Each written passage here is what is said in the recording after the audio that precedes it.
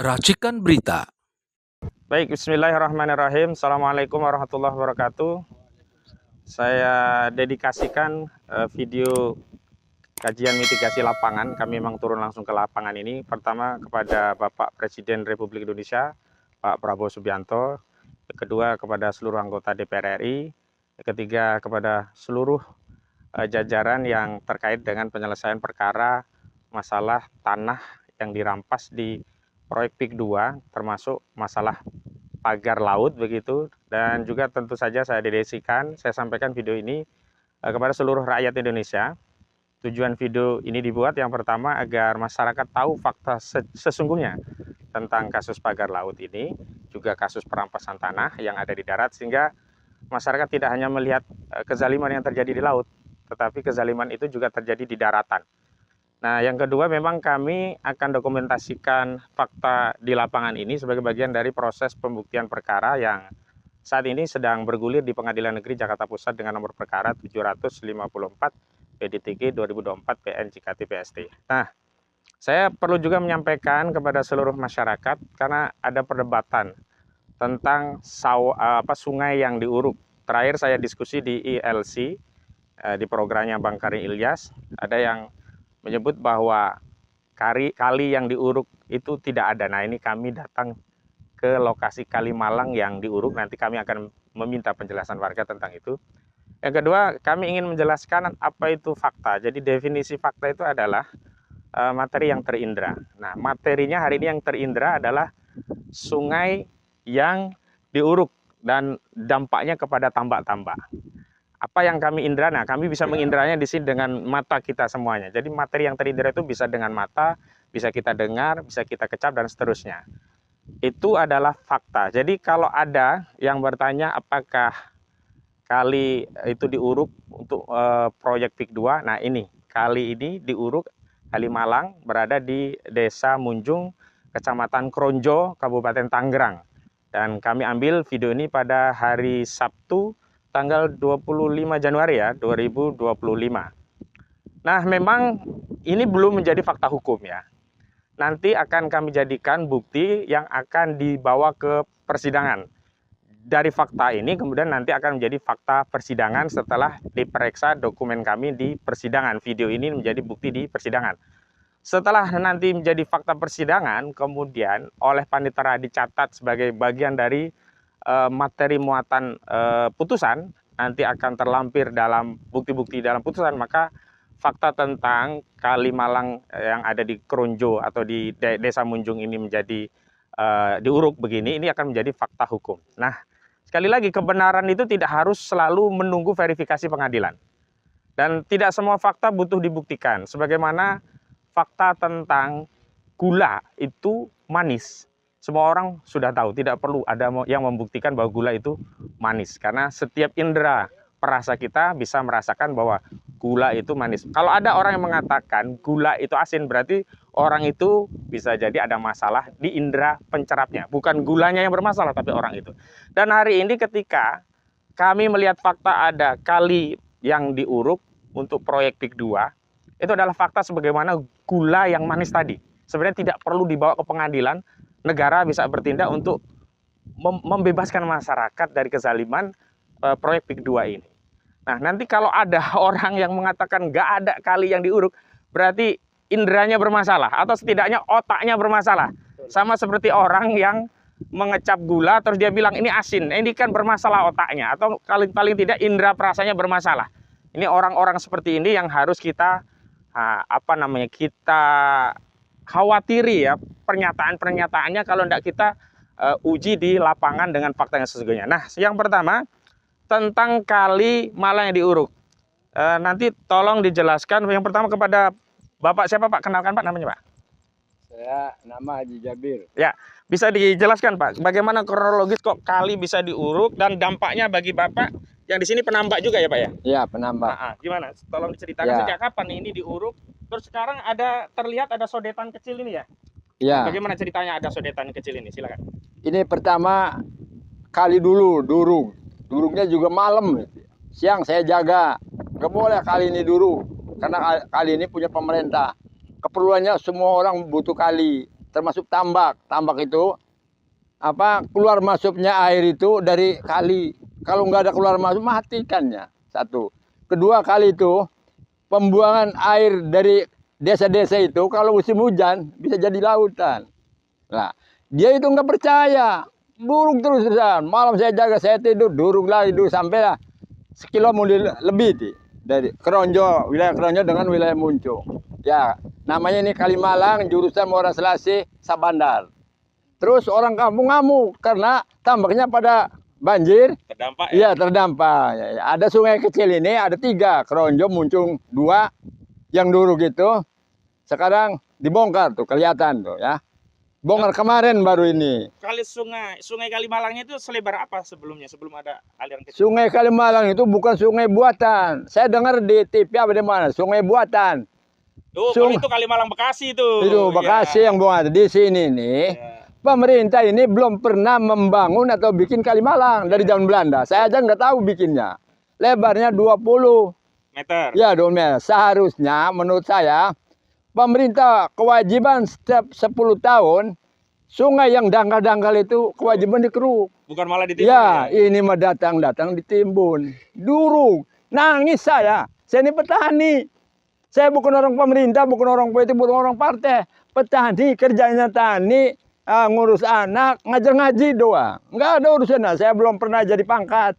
Nggak ada urusannya. Tapi kalau kalinya durung, anak-anak saya, cucu saya, semua orang butuh makan. Terus pertanian sawah, kenapa datang-datang durung? Bukan tanah mati itu. Tanah produktif itu bertonton. Lumbung padi daerah Keronjo Muncung. Padahal itu seharusnya dibangun pertanian supaya bisa 2 kali, 3 kali. Kali Muncung Keronjo ini pertaniannya kalau nggak ada hujan nggak panen. Karena kayak anak tiri Tangerang itu. Coba tanya bupatinya tuh, kapan mau dibangun Keronjo Muncung supaya bisa ya irigasinya. Saya tahun 81 minta dibikin irigasi dari Mawuk. Waktu itu Padana, Bupati Pak Subirin. Sampai sekarang nggak dikasih. Tuh saya pengen dibangun saya mah. Nggak pengen apa-apa. Coba tolong Pak Presiden, sungai saya bangun lagi lah biar bagus. Saya ini bisa nanam ikan lagi, nanam padi. Itu aja pengen saya. Nggak ada urusan dengan apalah. Kalau tambak punya Bapak yang terdampak ini di mana lokasinya ini ya? Ya itu, 6 hektar lebih. Di shoot ya kamera ini ya tambaknya. Tuh. Nah. Ya, ikannya pada mati gitu. Berapa ribu meter ini? 62.000 lebih. Oh. Sekarang Tuh. bagaimana? Dulu penghasilannya berapa ton ini? Sekali ngangkat? Sekali ngangkat 3,5 ton. Kalau lagi ya ikannya apa itu? Ikan bandeng. Sekilo berapa? Ya kalau 20.000 berapa? 70 juta. 70 juta. Nah, kalau setahun 2 kali, kadang 3 kali. Kalau lagi punya 70. 70 berapa? 210 juta. Ya.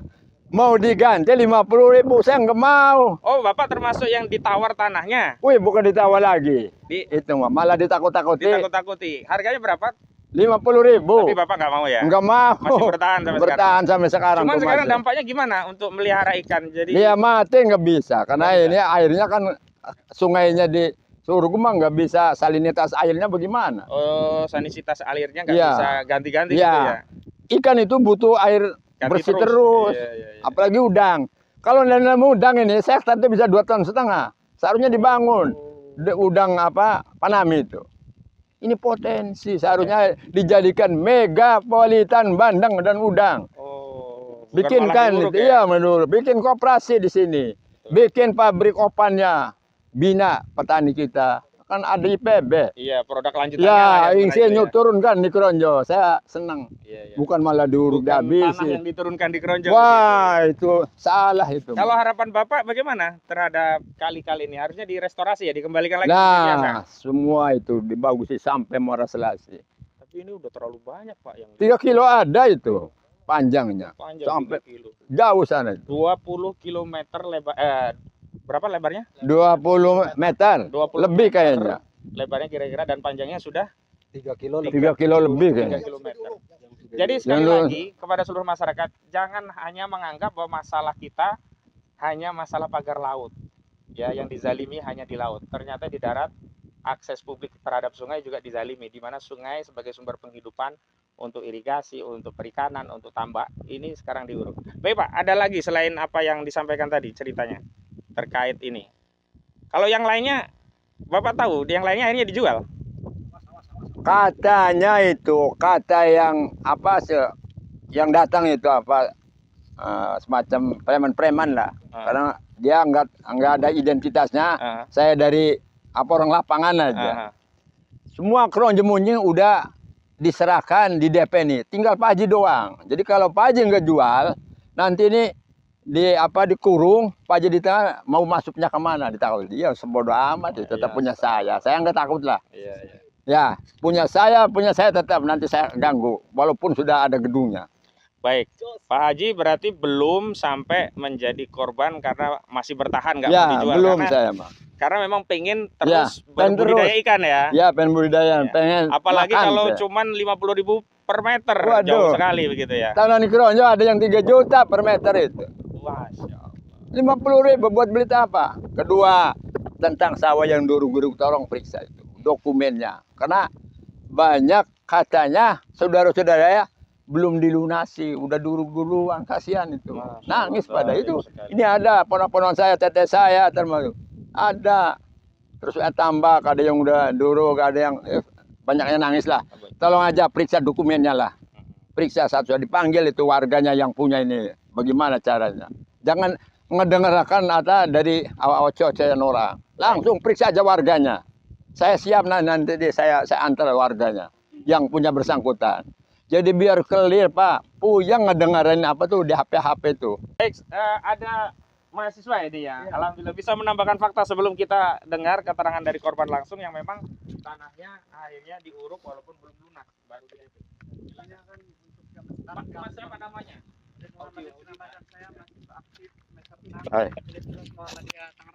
Bukan abal-abal kayak si Sandi itu ya. Bukan kayak Sandi, bukan. Kayak Sandi ya. Bukan, Kalau itu Sandi cuma kan nggak ngaku-ngaku, diakui, iya. Di DO itu ya. Di DO, dia udah di nelayan yang bikin pagar laut ya. betul, Nah, makanya gimana? itu bayaran Coba. mungkin kan. Ya. Nah, ini saya juga sebenarnya sebelum hari ini itu udah kesini bersama Ketua Riset LBHAP PP Muhammadiyah. Dan sebenarnya gampang kalau untuk membuktikan adanya pengurugan atau tidak. Sekarang kan zamannya canggih gitu kan, media sosial, era digital. Masa iya yang mengatakan tidak ada pengurugan itu bohong besar gitu. Membuat hoax di media. Itu tolong aparat kepolisian harus menegakkan hukum yang sebenar-benarnya. Karena di sini udah jelas gitu. Sungai besar Kalimalang Muara Selasi ini telah diuruk yang lebarnya 20 meter ini itu telah merugikan masyarakat. Seperti tadi penjelasan dari Abah Haji Jabir selaku petambak di daerah sini, itu sangat merugikan masyarakat sehingga tambaknya itu kurang produktif gara-gara ada pengurugan sungai ini. Maka dari itu saya sendiri sebagai mahasiswa gitu yang bukan abal-abal kayak Sandi itu menuntut untuk alihfungsikan kembali sungai ini, alihfungsikan agar masyarakat petani tambak di sini hidupnya sejahtera. Tidak melulu tentang kayak pembangunan apa mengatasnamakan PSN. Di sini bukan PSN dan ini PSN tersebut bermasalah sebenarnya karena hutan lindung itu harus dijaga bukan malah di PSN kan gitu. Maka dari itu saya selaku mahasiswa dan di sini juga udah cukup jelas di media itu bahwa terjadi pengurugan di daerah Muncung dan Keronjo selebar sungai itu 20 meter dan panjangnya itu 3 km lebih. Maka dari itu cukup untuk dialihfungsikan saja gitu. Dikembalikan fungsinya. Ya. Dikembalikan fungsinya. Direstorasi lah. Direstorasi agar masyarakat ini bisa hidup seperti semula lagi, mata Normal pencariannya lagi, normal lagi.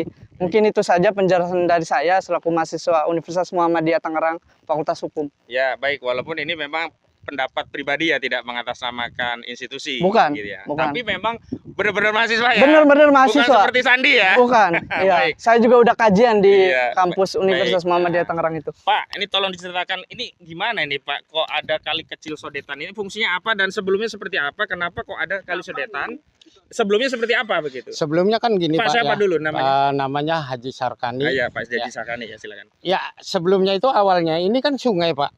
Sungai. Ini di sini nih ada anak sungai. Anak Sungai Kalimalang ya. Ya, anak sungai Bentar, saya Kalimalang. jelaskan. Jadi Kalimalang di Keronjo itu beda dengan Kalimalang Bekasi. Kalau Kalimalang Bekasi memang itu sungai yang diadakan untuk kepentingan irigasi dan air minum, paham tuh. Ya. Tapi kalau ini alami ini. ya? Alami. Sejak kecil udah ada ini.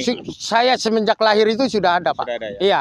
Karena ini kan Kalimalang Ya, di sana ya. yang lebarnya 20. Ya. Nah, ini kan ada kali kecil nih yang ketambak sampai ke sawah irigasi.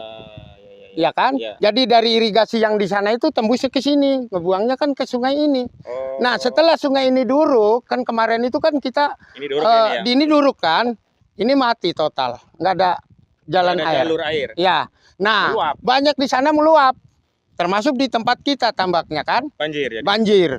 Udah, makanya kan udah itu kan kita kemarin ribut. Mm-mm. Nah makanya dia kasih Dibuka akses dibuka ini. akses ini. Itu, cuman yang saya pengenkan ini itu Kalimalang ini harus difungsikan kembali Yang seperti gede ini semula. ya, Iya. bukan sodetan yang kecil Bukan ini ya. sodetan, karena sodetan ini makan harusnya ada Kalimalang ini. Betul, betul. Bukan ini mah di sodetan ini kan tembusnya. Orang kali yang itu aja yang tembusnya ke laut, larinya tetap ke sini, Pak. Sini ya. Ke sungai yang Gede ya. gede ini. Itu, Pak. Baik. Harapannya ini dikembalikan fungsinya tadi sama ya. Saya minta itu dikembalikan fungsinya kembali seperti semula. Baik, terima kasih Itu Pak Haji. aja, Ada yang mau terima kasih. ditambahkan? Udah cukup. Ya, makasih Pak Haji. Nah, terakhir, Pak siapa Pak? Herudin. Nah, Pak Khairudin ini justru yang menjadi korban langsung, tanahnya belum lunas, baru DDP, tapi sudah bisa diceritakan Pak. Awalnya bagaimana? Apakah sempat ada penawaran atau tahu-tahu tanah tadi sawahnya tahu-tahu diuruk begitu? Kalau saya tanah sawah saya di Munjung itu kan buat jalan proyek masuk urugan masuk. Itu Lurus aja nggak apa-apa Pak. awalnya itu sawah sedang ditanami padi, tapi tiba-tiba diuruk tanpa izin, tanpa permisi dan belum dijual. Nah, setelah tanah itu diuruk, baru kita urus ke kepala desa dan akhirnya dibayar 50%. Sampai sekarang sudah 6 bulan lebih itu belum dibayar, Pak. Belum lunas. Berapa harga per meter dari 50? 50.000. Oh, jadi benar 50.000 per meter. Ya? Jadi luas tanahnya 2 petak itu ada 6.000 meter persegi. Oh. Jadi 1 hektar ya. hampir 1 hektar dan sampai sekarang itu belum dibayar lunas, baru 50%. Yang bayar waktu itu dari pihak desa ya berarti? Dari pihak desa. Nggak langsung dari perusahaan nggak ya? Bukan. Ada transaksi tertulis waktu itu, ada telah dibayar sekian, kurangnya kapan gitu, nggak ada nggak? Nggak ada. Jadi lisan doang? Ya lisan doang. Bapak transaksi begitu lisan aja dengan mereka? Iya. Masalah. Nah, pertanyaan selanjutnya Pak, itu sawah, ya silakan Pak. Nggak apa-apa, lanjut ya. Bapak mau lewat nggak apa-apa Pak, silakan dulu Pak. Nanti bisa diedit, dipotong sebentar Kak. Ya aman. Oke, umumnya Pak, kalau di sini berapa sih per meter? Kita lihat NJOP dulu, NJOP berapa? NJOP waktu itu sempat 103.000, Pak. 103.000. Ya, Ya. pemirsa, NJOP 103.000 dibeli harga 50.000, itu pun bukan karena keredoan, dan umumnya harga jual pasar itu bisa 2 sampai 3 kali lipat NJOP. Baik, lanjut. Nah, sekarang posisinya masih ditagih terus atau enggak? Ya harus ditagih. Kapan pelunasannya? Nah, jawaban mereka gimana? Ya sedang diurus surat-suratnya katanya. Oh, kalau bisa milih, sebenarnya milih yang 50.000 per meter atau milih tetap bertani dengan sawah? Kalau itu bisa kami kembalikan yang 50%, Pak. Biar memang nggak ada niatan untuk ngejual sawah. Artinya itu kalau dinormalisasi jadi sawah lagi, Bapak mau balikin uang yang sudah diterima ya? Siap, hari ini pun siap untuk mengembalikan. Yang penting itu difungsikan lagi sebagai sawah. Iya, memang sejak awal nggak mau jual ya? Nggak mau jual, nggak ada niatan untuk dijual. Baik, ya. Pemirsa, ini jelas fakta lapangan dan saya ingin tegaskan ya, ada dalih yang seolah-olah meminta kalau ada informasi itu diminta tabayun begitu. Jadi begini, memang dialurkan dikatakan A'udzubillahi minasyaitonirrajim, ya ayyuhalladzina amanu in ja'akum fasikum binaba'in fatabayyanu. Wahai orang-orang yang beriman, jika datang kabar dari orang-orang fasik maka tabayun, cross check, verifikasi. Nah, itu kalau kabarnya dari orang yang fasik. Nah, orang yang fasik itu diantaranya memang orang yang punya kepentingan orang yang tidak tahu fakta itu termasuk kategori yang harus kita tabayun. Sementara informasi dari bapak-bapak ini bukan orang fasik, mereka pelaku, mereka yang menjadi korban. Jadi informasi yang seperti ini kami tidak perlu cross check ke Agung Sedayu. Agung Sedayu, apakah benar ada sawah yang diuruk? Nggak perlu kami ke Agung Sedayu, nggak perlu kami ke PIK 2 karena faktanya sudah ada. Jadi nggak benar kalau kita ada informasi suruh tabayun. Jangan-jangan suruh tabayun mau disuap oleh mereka, begitu datang, udah diam aja, nanti ini ada duit. Nggak begitu konsep tabayun dalam Islam. In ja'akum fasikun binaba'in fatabayanu. Justru hari ini seluruh masyarakat harus cross check kalau ada informasi dari kelompok PIK 2 siapapun. Kenapa? Karena banyak kabar-kabar fasik dari mereka yang terbukti bohong. Misalnya Abu Janda yang katanya nelayan, ya, yang katanya pasang pagar untuk kepentingan nelayan, ternyata bohong. Misalnya si Sandi yang katanya mahasiswa, ternyata DO. Nah, orang-orang seperti itu yang harus kita perhatikan, cross check. Lah kalau ini orang-orang yang jujur, memang menjadi petani, memang menjadi petambak, memang yang jadi korban, nggak perlu kami, kalau kami tabayun ya kepada beliau, apa benar Pak menjadi korban, apa benar sawahnya diuruk, atau apa benar ini ada kali diuruk. Jadi kami nggak perlu tabayun kepada Agung Sedayu, nggak perlu kami tabayun kepada Aguan. Justru Aguan yang harus tanggung jawab, Antoni Salib yang harus tanggung jawab. Kalian jangan hanya ambil cuan untung besar dari proyek bisnis properti, tapi asas produksi properti kalian ambil dengan menindas rakyat. Ini tanah-tanah ini milik rakyat. Kalau tidak ridho, maka kalian harus mengembalikan tanah itu. Enak saja kalian ya, beli 50.000 dijual menjadi 30 juta per meter. Dan ini Pak Prabowo faktanya seperti ini, Pak Prabowo, rakyatmu Pak Prabowo. Ini bukan rakyat saya. Ini bukan rakyatnya Anies Baswedan, bukan rakyatnya Ganjar Pranowo. Hari ini seluruh rakyat Indonesia menjadi rakyatmu Pak Prabowo Subianto. Hadirlah melindungi rakyatmu, bukan hanya yang di laut, tapi yang di darat. Hadirlah untuk mengembalikan keadilan agar tegak di republik yang kita cintai ini. Dan saya ingatkan kepada seluruh masyarakat, termasuk khususnya kepada aparat penegak hukum, ini saksi-saksi, bagian dari upaya kami untuk bahan cross check di pengadilan, jadi tidak boleh ada yang dipersoalkan secara hukum, karena ini adalah bagian dari kegiatan pro justisia dalam rangka membuktikan perkara nomor 754 PDTK garing PNJKTPST. Jadi bapak-bapak, ya apa yang bapak-bapak sampaikan tadi benar-benar fakta, nggak usah khawatir, nggak usah takut, nggak akan bisa dipidana. Karena apa? Yang bisa dipidana itu adalah hanya penjahat. Nggak mungkin orang yang membela haknya kok dipidana. Keliru itu. Baik, itu saja. Ada tambahan mungkin? Harapan? Ya, harapan kita itu istilahnya agar di sini ini diselesaikan dengan secepatnya. Termasuk di wilayah lain ya tentunya ya? Termasuk di wilayah lain. Itu yang harapan kami sebagai warga di Kronjo ini, Pak. Ya, dari sisi mahasiswa harapannya bagaimana? Karena memang sekarang ini bermasalah ya, ketika kejadian demi kejadian. Kalau dari saya sih ya tolak gitu PIK 2 di sini gitu, karena memang PIK 2 itu swasta murni. Ini masyarakat sawahnya itu dibayar 50.000 dengan diatasnamakan PSN. Jadi itu tidak benar semua. Maka dari itu ketika proses ini bermasalah ya kita harus tolak gitu. Hentikan dulu ya proyeknya. Ya. Kalau bisa permanen, hentikan, tolak PIK 2. Baik, makasih. Sebentar, Pak Haji.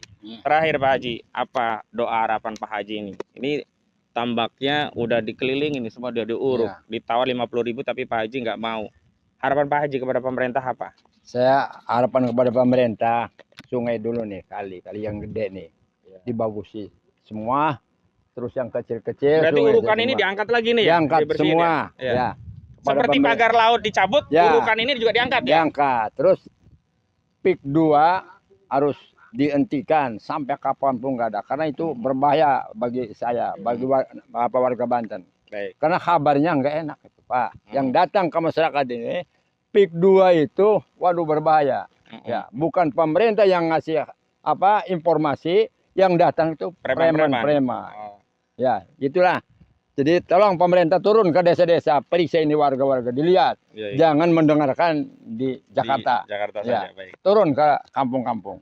Baik, terima kasih kepada seluruh rakyat Indonesia. Ini adalah bagian upaya dari tim advokasi melawan oligarki rakus perampas tanah rakyat. Saya Ahmad Kozini, sarjana hukum selaku koordinator, melaporkan dari Desa Munjung, Kecamatan Kronjo, Kabupaten Tangerang pada Sabtu 25 Januari 2025. Terima kasih.